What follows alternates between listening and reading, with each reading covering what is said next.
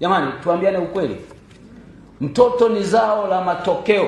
Mara chache sana kupata mtoto ambaye amepatikana kwa mazingira yasiyokuwa ya kawaida.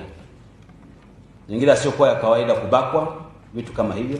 Lakini kwa kweli watoto wengi ni zao la upendo baina ya baba na mama. Wazazi wawili hawa wanapendana, wanafurahiana. Wakati mwingine wanaongea kwenye simu kuanzia saa 4 mpaka saa 12.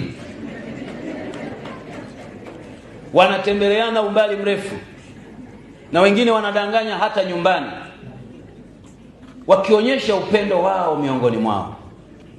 Katikati ya matukio hayo wanazalisha kiumbe anayeitwa mtoto.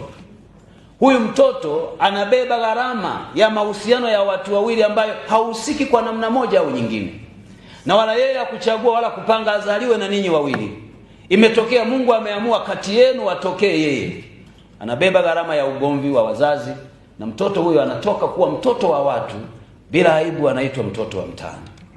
Tunaposherehekea siku ya familia leo, tujikumbushe wazazi wote na wanafamilia wote kwamba tumefika hapa kwa sababu sisi, wako wazazi waliovumiliana kwenye ndoa, wakatulea katika mazingira magumu. Ndio maana tuko hapa leo, kwa sababu wako wazazi waliotulea. Tuko hapa tunasherehekea siku ya familia.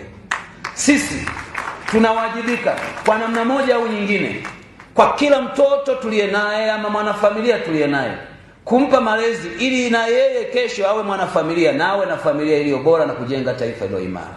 Mahali fulani pameandikwa, yeye asiyewatunza wa nyumbani mwake ni mbaya kuliko asiyeamini. Sikumbuki ni wapi, lakini niliwahi kusoma.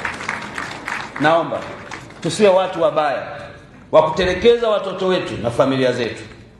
Wakati mwingine tunaweza kulaumiana ni nani mbaya. Hili si muhimu kwa sasa.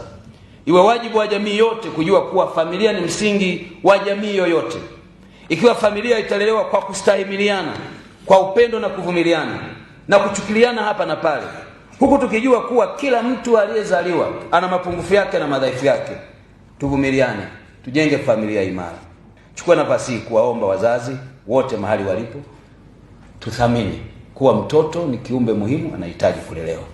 Ni kawaida mno mahali fulani kumwona mzazi anauliza kama mbuzi wake wameingia bandani, lakini haulizi mtoto wake ameshindaje. Jambo hili likiachwa likaendelea, tutazalisha jamii ya watu